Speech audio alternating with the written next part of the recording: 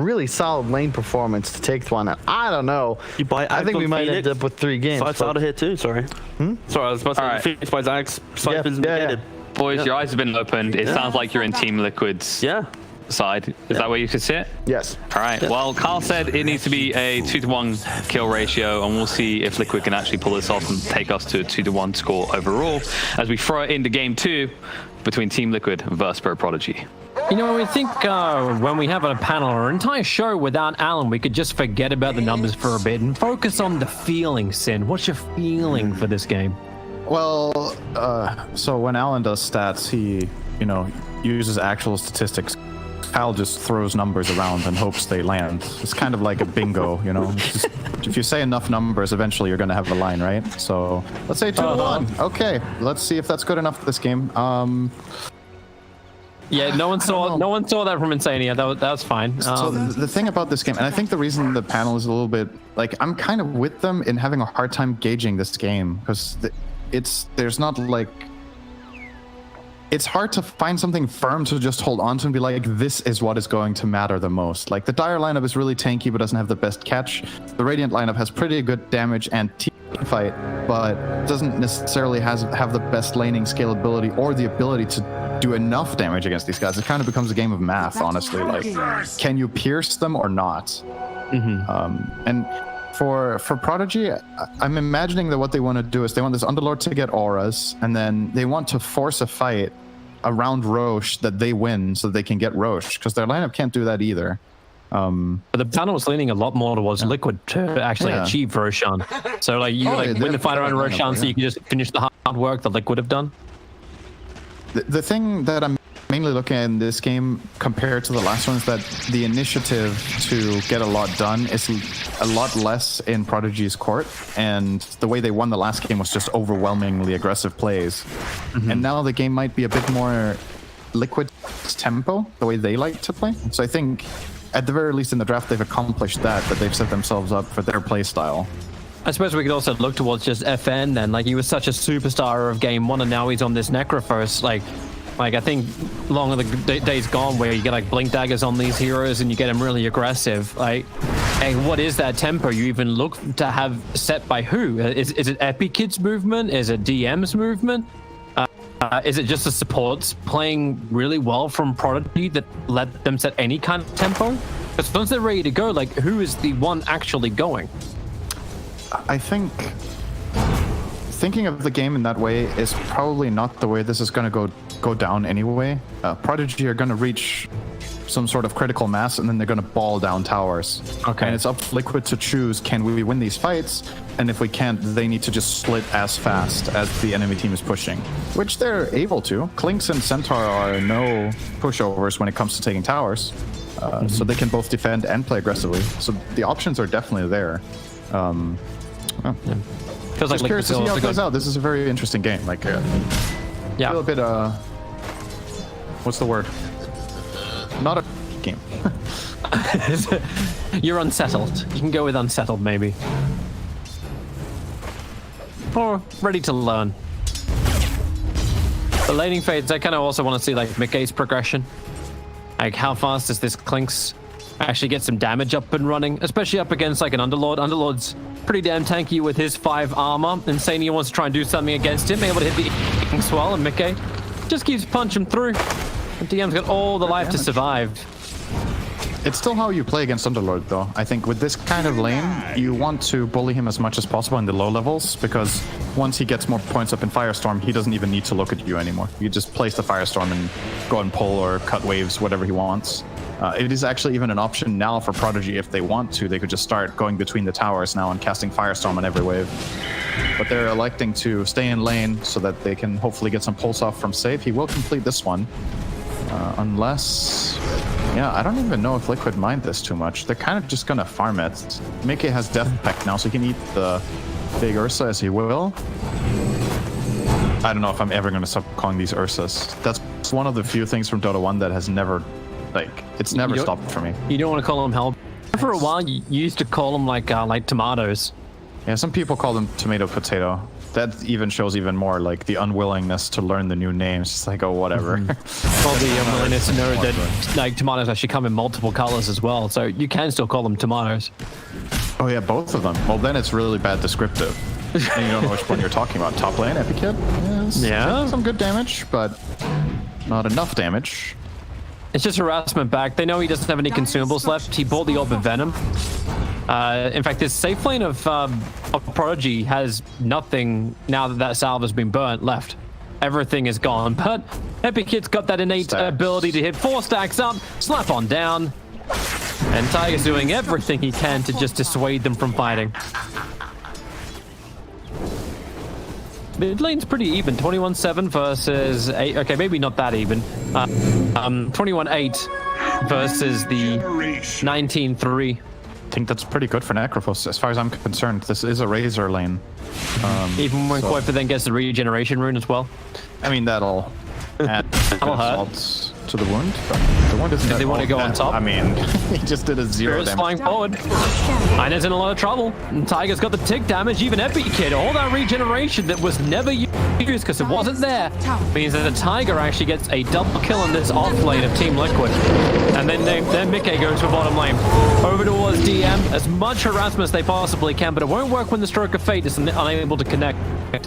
Fire Spirits are so good in lane against Monkey King. I think if there's one thing you really don't want to face as Monkey in the safe lane, it's a support that has attack speed slow. The two worst matchups are this Phoenix and the Jakiro. It's just so hard if you can't get your stacks off. And we're seeing it there that Tiger can easily pressure him. As soon as the Fortune's End has been used, you can just lay Fire Spirit after Fire Spirit into this Monkey King. He can't fight back. Like, there's just nothing there. Might even see Epikid just maxing out Tree Dance because of that and just start semi-jungling, just push out waves and stop playing the lane because it's too complicated. That's a pretty sad day when that has to happen though. Yeah, you really don't like that as Monkey King. I think it's part of the reason this Razor pick is actually very good is that it doesn't allow Monkey to go mid. Like, you don't want to face the Razor either. And you could have put the lanes differently from the start with Monkey mid and Necro top, then Necro gets to face Centaur, which is really good. But I think they're concerned that the Monkey King's game is just too bad. So you kind of have to settle. I'm loving that game sense from FN. And he's going to get static link now and have to be forced back underneath his own tier 1 tower. But Liquid actually TP'd in the Grimstroke to try and be involved in this. And Tiger moved down as well. And all he did was just have to back up, then gets to plant down the fresh Observer Ward, so we can see if that rotation will come again later. Sorry, it was just funny watching FN try to CS with minus 22 damage out of the top. He's like trying his absolute hardest. If I hit it as late as possible, I will get it. It's just perfect timing on the attack and deals 0. Like, why are you even trying? What is the point? Should it actually get to 0? Like, he was minus 21 damage. His attacks doesn't do anything. He was really trying to last it. That was funny. Oh, it just feels a little harsh to actually drag someone to 0 damage. Well, come to playing against Razor. It's very annoying for some heroes. Very annoying. At least he's getting levels. And net worth-wise, hilarious enough, FN is ahead of the Razor. Only just. No, it's not bad. But he is ahead of the Razor. And now, move aside. Has he got enough damage? Kuiper, barely alive. That one last attacker won't be enough. 50 HP will survive, even keeping the anti-treads up. That is still not bad, though, for FN. He forced out a salve. He sends Kuiper back to base.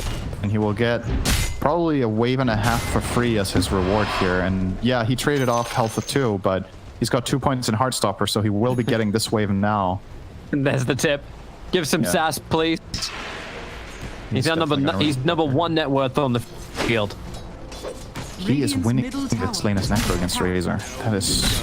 That's really good. I gotta say, I don't think this is how this lane goes, especially not considering Liquid probably agree when they last picked the Razor into this that they felt favored in this lane.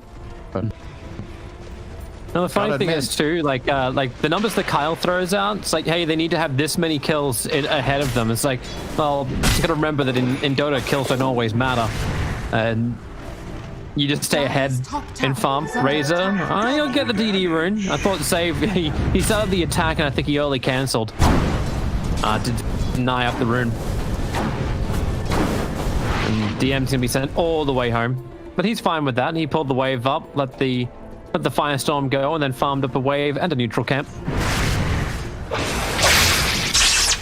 Doesn't have as much net worth as Boxy, but still got a lot out of this offlane. Dire are scanning. Yeah, and Underlord always has the option. If he... It's kind of a strange hero in the sense that he doesn't really win many lanes. And he has a lot of lanes that he loses horribly. But if he just does okay, it's actually one of the better offlaners to do okay with, because as long as you get this one item in the Soul Ring, you can go farm jungle camps, you can push out the lane with minimal risk, and your net worth is only high value because all you want to buy is auras for the team for your hero to perform. So you can skip a lot of items that other offlaners kind of feel like they need to function, like mobility items, upgraded boots. Epic Kid. Oh.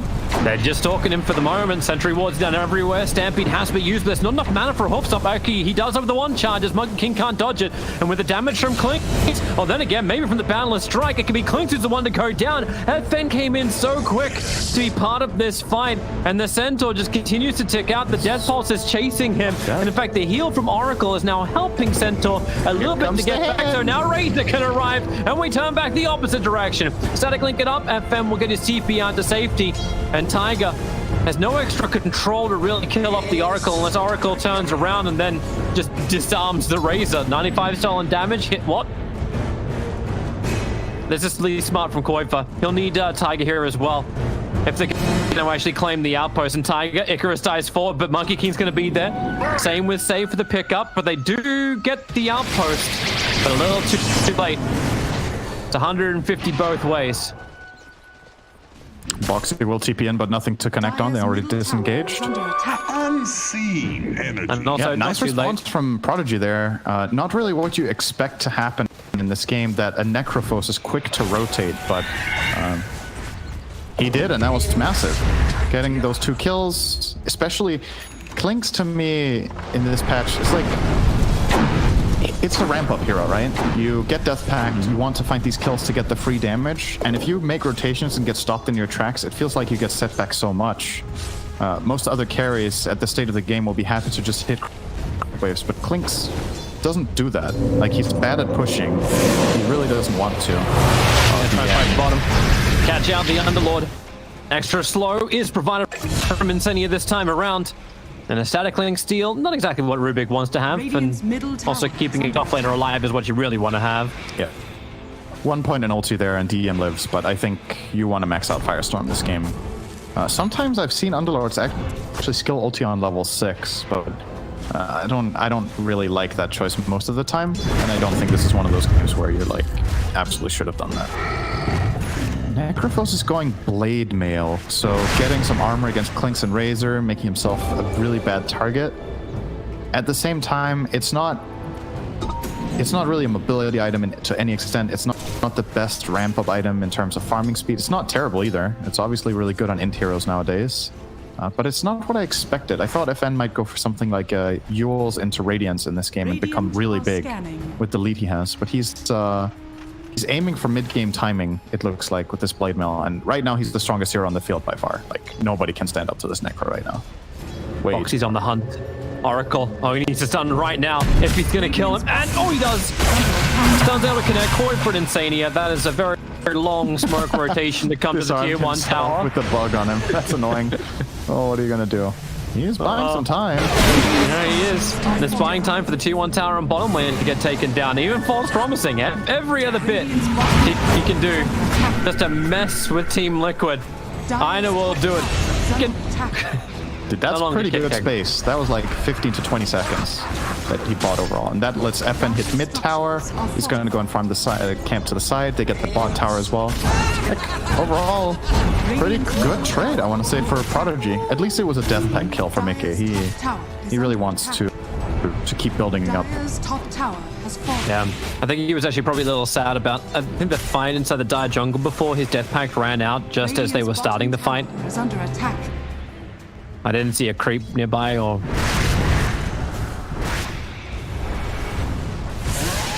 Are they just gonna try to overwhelm mid already? I feel like this is a bit too early. Like, you don't have tankiness items yet except the Blade Mail and Necro. Yeah, they're not gonna try for it. They're splitting out again.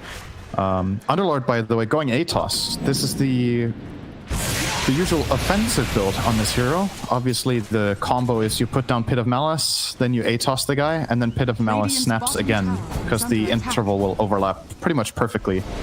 So a very long route, but obviously makes him susceptible to dying, because it's not the best tankiness item, and that build kind of loses its effectiveness against BKBs when they start coming out. So you're playing again to this mid-game timing with Necro, and I think when these two items are up, VP really want to take fights.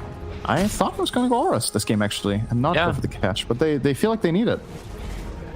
It's like just no auras at all. Not yet. They will definitely get them. Don't you worry. They will get auras. There's no way you play this strategy without getting auras. Is Epic looking for his own fight down here on bottom lane? I think against the against the Clinks he decides out. Maybe not the best thing for him. But now Team Liquid, like you've had this early game phase. Like they obviously don't know what we know about like Necro having so much net worth than everybody else, but you've got to feel good if you're Clinks or if you're Razor. That's your two cores with really good farm, item progression moving nicely. So do you try and force fights? Do you look to pressure? Like you've only taken one tier 1 tower so far, and it came with the trade of a lot of damage to your mid tier 1 as well as the tier 1 tower on bottom. Like can you push? Can you force the issue before Prodigy are ready with auras or ready with combination items? I think if you do anything, you look for a rotation when you get the Centaur Blink Dagger. I think that's the best timing your lineup has right now, where you get to take the initiative, because they're kind of suffering from the same weakness as Prodigy right now, right? There's a reason there's 7 kills in this game. Both teams aren't really very good at finding opportunities. They both need to itemize for it, the dagger on Centaur versus the ATOS on the Underlord. So when these two items come out, you're going to see more fights. And I think Liquid will make the first move. I'm pretty sure. Straight after this dagger is up, you see Boxy's just kind of scrambling to get it. He's digging through his entire health pool, farming jungle camps, and then he's going to retreat to base. The timing's pretty much perfect here. He'll get just the amount of gold he needs from these wild rings. And Tiger's made sure the top lanes continue to be pressured out as well. DM's trying to play the same battle as well. This way, like, Prodigy can't just shove in the bottom lane and have, well, no more space up on the top. They always have to be looking behind themselves. Echo Saber's done for Epic. So, new items all arriving. Yours and Blade Mail for Necro. Radiance next in his quick buy. They're just going the Radiance, but after a couple of... It shows quite a bit about, I would say, VP.Prodigy's philosophy about how to play the game right now. That they don't want their mid hero to be this liability that you need to wait for, who wants to build up a really greedy item. They want FN to do stuff now, but they also want him to scale. So now that this timing has been hit, where they have the Yule's Blade Mail as well as the Echo Saber and Monkey King, they want to fight. But so miss the dagger. Oh. Counter-Strike begins it all up. Oracle's got the extra control. Reaper side, Coinfoot just deleted. 70 seconds, he is down. Buyback is available. And the rest of Team Liquid are now coming to the mid lane. The Blink Dagger from Boxy. The buyback from Raze will be worthwhile if you can find yourself a kill. The double hooks on Boxy is the backline, and the Soul Bind Silence, and Mickey going to work. Combining that with the Wukong's command, maybe Prodigy can start turning this one around, but Monkey King just stands in the middle and dies in the middle of the Wukong's command. Turn on the Sun Ray, turn on the Blade Mail burn too. A quick prod of Atos, Tiger, secured by save. But they're going in deeper. Boxy blinked in, couldn't get the stun out. But Mickey getting back-to-back kills. It's all right for Liquid, but it doesn't feel good to buy back your Razorman at 17. What Necrophos really likes in this kind of game is to have a designated target, and now he has one, right? The next Reaper has Koika written all over it. He'll be dead for like 80 to 90 seconds, and that opens up for towers. And speaking of it, they even got a tower. It got denied by Insania, very nicely done, of course, but it's still, the space on the map is more important than the gold. And despite losing, or winning that fight rather, for Liquid overall, I don't really feel like they won in terms of the macro of the game. That wasn't really favoring them overall. But does this still work for Mickey, considering he gets that permanent damage? It's true. It's a fact we still building him up. It's better than the 2 damage that DM's currently got permanent. That is very true. Should not disregard that fact. Definitely helps out. Hit Atos, Boxy thinks about helping, gets a hope stop, but only onto the Rubik, who ends up stealing Stroke of Fate. Not a bad steal to have, but the Sunray's burning save down. but back into the pit. Tiger just kept moving forward. Necrophos does not have the Reaper sight available, but they just keep the dust going. And now another great hit from DM. Both Mickey as well as Insania on the retreat, but couldn't get back. Not in time to get out of range to the pit. Liquid didn't seem ready there. The Razor just never connected to this play. It was like they didn't think it was going to happen or that they weren't going to be in time. But this Dire lineup, it takes time to get these kills when you don't have Scythe. It was actually a really long fight. Don't know if Koikva had TP on cooldown, stuck on the other side of the map, or what was the matter there, but it feels like a potential play for Liquid they just didn't take. This Necro is getting really big now. Like, it's starting to be concerning for Liquid how far this Necro is. Well, now Team Liquid bring the numbers, Tower is under attack. but they don't bring the Razor. But He's now not they're there Scythe. just yet. And now pushed on forward. Boxy gets the initial jump over on the Oracle. Tiger wants to help out too. Disarm. Oracle to try to get himself further out of here. But the pit, the control, Centaur, he needs some extra help. But the Reaper Scythe will take him out for a minute. Tiger also on the retreat. It looks like, yep, Prodigy will have to move outside the Wukongs. But still, Koipa not there. What? He's farming the top lane. He's trying to get to his BKB, but Liquid were the ones who started this. What's happening to Liquid in this? Dire's I want to top say tower is under today, attack. but they've obviously had some good moves earlier this game. It's just this jump, Centaur jumping the Oracle in the middle of the forest with nobody around him to help get the kill. And now you may lose Koipfer anyway. He's got a Eul Scepter available. Starts with the Static Link of the Monkey King, forcing him away, but it's the Rod of Atos into the pit. He'll hit the deck, rooted once again. Mickey can at least pick off Ina. But is Liquid that are really getting outnumbered in these plays. They're getting punished for Razor being on the other side of the map and getting. This was their choice, right? It was Boxy jumping in on the Centaur. He jumps the Oracle with no allies around himself. Oracle will not die to a solo Centaur at this state of the game. Saves himself easily. Rotation comes in. Prodigy are the ones who have the outpost, so Koikva can't connect on that. They kind of just overwhelm them. That looked so easy for them. I think when Centaur jumps, there needs to be a Clinks on the money right away to follow up so they get these kills done. Like, execute the kill straight away and snowball from there. They're a bit too separated, in my opinion, in their moves right now. I think Tiger might also be work dead. more as a unit. Hey. Once he's got the couriers bringing in the extra tome, welcome to level 11 and welcome to Mickey actually going over towards the Rubik. Turn on the Sunray and they're going to work with the Burning Army to kill off Safe. Oh, First dive. Wait, they see him? Mickey, where are you going? Oh, he just wants out. They don't want to take this fight. that's actually a really good call to disengage. That is a super good call, and that is not easy to make for Liquid. It's so tempting, you know? You cut Monkey out of the tree, you're 2v1, but they identified they probably can't get that kill in time before help arrives, and then they would both die. That was actually really impressive, because honestly, making calls like that in that moment is very difficult. So, nicely done. Dire's top tower. Mickey is courier hunting, but he's just right underneath the sentry ward. There's another sentry ward too. He's in between two of them. They'll trigger the dust, and now Mickey, they burn off the Wukongs and drop the Reaper's Scythe, getting the kill before the Scythe is able to arrive. So 70 seconds, such long death timers.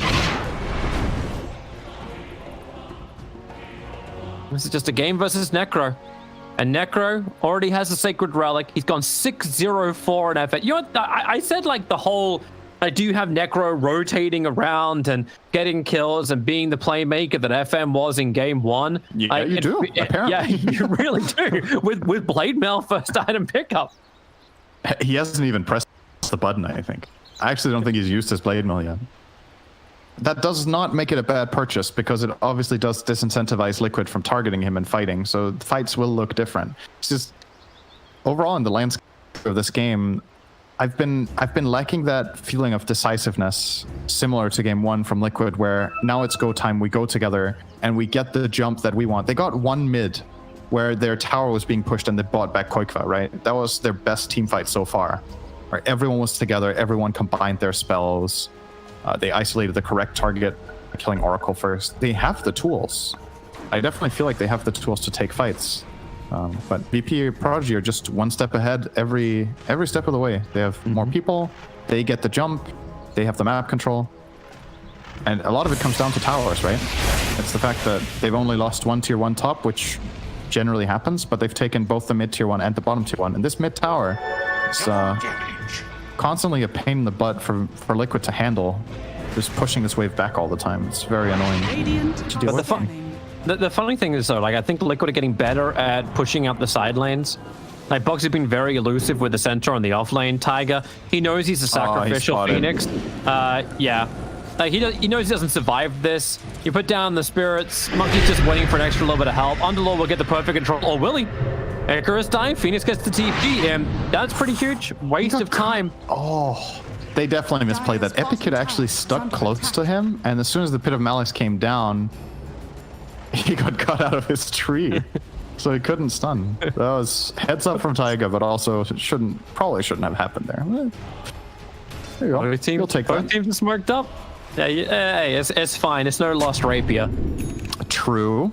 Oh my god, he has Radiance. He is so farmed. That's a big boy. This is the ball of Prodigy being online with that Radiance done.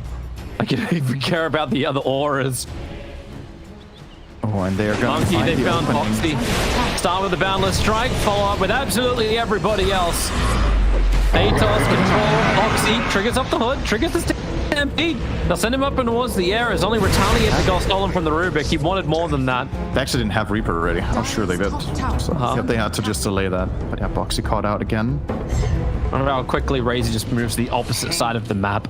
It's like, just get away from me. I haven't finished my BKB yet. And Razor is the #1 net worth hero over on Team Liquid, and he's got Yules and an incomplete BKB. BKB. I was hoping you would have a pass field by day with that one. Come on, I haven't slept in 3 months.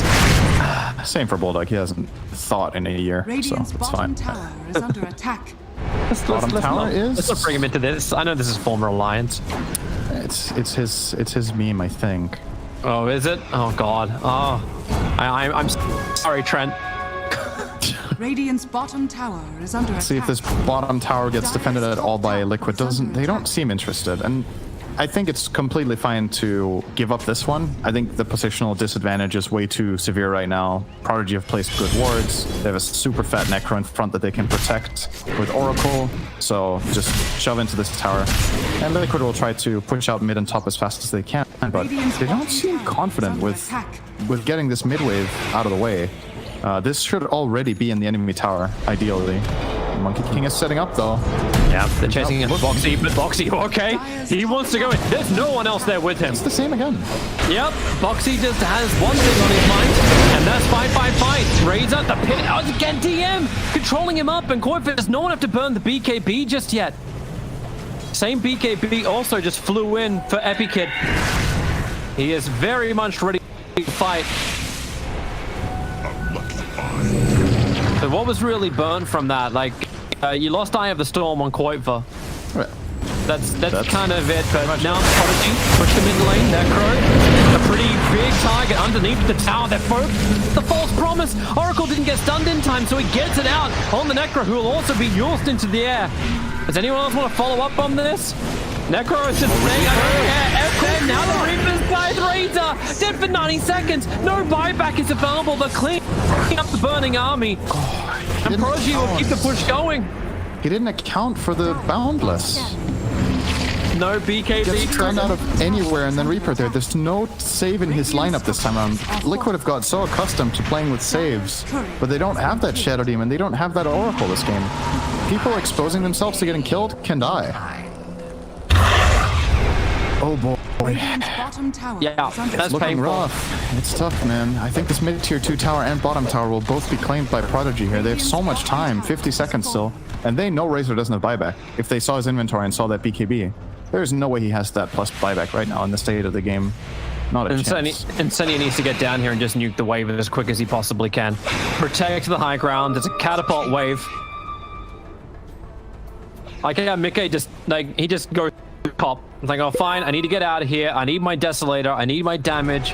Foxy's trying to get a Halberd up and running, but I'm not even certain that's going to be enough control.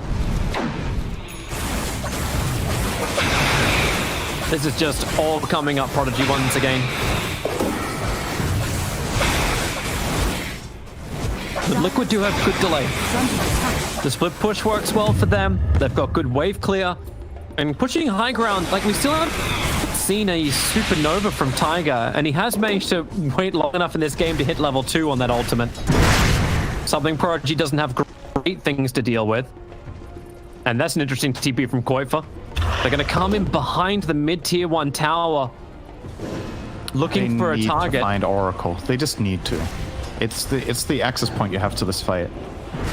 They're wrapping all the way behind, and Oracle is going to be there, but I'm seeing 2 couriers coming in. One's got the headdress to the top. I see 3 couriers coming in. The army, the squadron has arrived from Prodigy. Grimstroke quickly deleted, and now Razor isolated inside the Wukong's and the pit. He had to BKB. At least he's able to get that one off this time around. They found the burning army inside the tree line. This might be okay if Liquid can get a couple more kills. They got the Oracle, now into the Supernova. Prodigy have to go in full retreat. FN cannot do it, however. Mule's brought down, Underlord stunned up. Boki wants to get the chain stun out. The buyback comes in from Oracle. So Fortune's End now is actually going to be there. False promise, DM, get the hell out. Full Uber back to safety. Probably not exactly how they wanted to use the buyback, but hey, your core stay up after FN goes down. That was not bad for Liquid whatsoever. They, even though they're insta-killed, what happens is Prodigy are caught in this awkward limbo in the middle of the map where they have used their Boundless Strike to kill that support, right? It gives a lot of freedom for them to come in, combine all their spells, use Stampede to just overwhelm. And Prodigy losing that Oracle early on, the safety net for Necro is gone, and he does become a target. Now this is a key moment in the game. Like, on the Sentry Ward, key moments indeed. Mickey being picked up. The Sun Ray from Tigers giving him his life as Mickey just silences the Rubik. The Klinks is continuously stunned. They're not going to get it. It's They're not be so angry that their Sentry Ward is just out of range of the Dire Sentry Ward too. Can't catch a break, huh? You really can't. And a Dire Sentry Ward got planted in range of the Radiant Observer Ward in mid lane. All breaks are off. It feels like you do need a little bit more than this Necro kill to confidently go Roche. There's still too many potential issues with this mid-tier 1 tower up. I think part of the reason Liquid hesitated so much is that they know if Necro buys back and there's a fight going here, he connects within 5 seconds. He ports aggressively on his tier 1 and walks over and he's there. So the fight is, it doesn't feel like a 5v4 for them in their minds. And they were right to think that. I think if they do brute force this Roche, it could have lost in the game. There's a good chance you just get overwhelmed there. So problem is, you might have softened it up a little bit. I don't know if it's enough though. They left it at high enough health that Prodigy aren't. No. This ward bottom just paid, I think it paid dividends. I think it saw 2 or 3 heroes in that bottom aggressive ward from Aina that almost expired. So maybe Prodigy can get a read on what to do here. The hasted Rubik. That's one quick flyer. 4-man smoke up from Liquid. They're coming over with the Boundless Night Monkey. He's coming in very, very close. Gotta be careful. Fox needs that jump forward to get the double stun. Goes with the E-swap, then the double stuns, but they're battling for the Wukong's command. Koifa instantly wants out, 66 HP, and he cuts the tree. Epic Kid, he doesn't be able, he can't hit the ground in time. That is the only saving grace for, yep, there's Spider Legs. End of Spider Legs. Oh. Radiant's middle tower is under attack. That is the only reason Koifa is alive right now. And they're going back to Roshan Prodigy. They believe they can do this now that Deso's on the monkey. Yeah, this is not guaranteed, I think. Liquid's gonna smoke again. But the creep wave, it's pushing up mid. I don't think do they get there in time? Can't do it in time. No, they can't. And they don't have Monkey King ulti this time, so this fight is... Smoke. That's where it's gonna break over on the Rubik. Hook stop! He is the target. Foxy catching out too. TM as well as Rubik. They're going down so damn fast. Safe. He's being saved by his own ghost. And now Icarus dive into the Supernova. But you've lost Clinks. Your damage is in there. Epic Kids trying to take care of the Supernova. Everyone coming in together. It doesn't get off in time. Tiger needed a fraction of a second longer. Fox doing everything he can, but he's losing his heroes. The Reaper sight putting down the Razor. And now Grimstroke, the last one to die. 5 gone from Liquid. Prodigy. Everybody is up.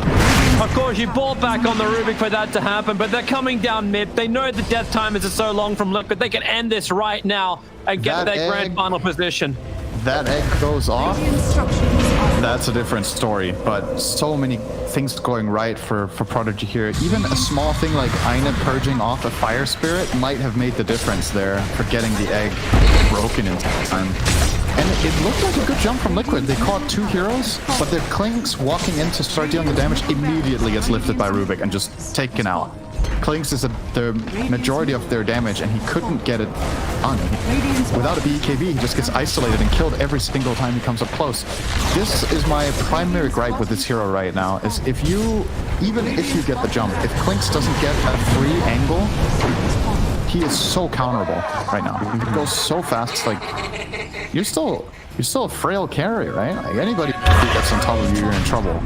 So you have to not only get the jump, but Clinks has to be kind of free for the first few seconds. And VP.Prodigy, they know, and they're just on top of him instantly. Yeah.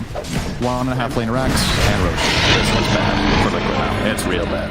Prodigy are just so quick with everything. It feels like they've always got their next objective ready to go. Take the mid, take the bottom, only the melee, because you want to be quick about it before anyone's going to respawn, and then up towards the top lane, remove the final outer towers, and just end this game. In fact, they're only pushing with the Monkey King. They smoke up with 4. Looking for anyone from Liquid who may think about venturing out for a moment. Have a base ward that didn't get dewarded. They see Koikva right now. Oh boy, oh boy, Koikva. It has to be KB, but now he's got that on cooldown for 70 seconds. You may as well be dead. That's a bit harsh. Well, yeah, I suppose so, but Prodigy are going to push into you, and you got no high ground defense with it. Nothing but a BKB. Yeah, the only reason they don't kill him there is that both FP Kid and FN were pushing top tower together. If either of those cores is there, Koikva dies, but it's probably the reason he ventures outside of the base to begin with, is that he sees these 2 cores talk, so he feels safe. Yeah, they're just using the pain of the beginning. Aegis, the Immortal from the Necroforest, battling inside the Wukong's commander. Quick stampede, can't get them away. Centaur's already gone down. And now you really start to see Razor and all of Team Liquid just fall apart. They got the Relic on the Clinks trying to get that little bit of bonus damage to find a kill, but Prodigy just sustain. You didn't even get through the Necro's Aegis to the Immortal. Then now the jump forward, a perfect hit onto Mickey.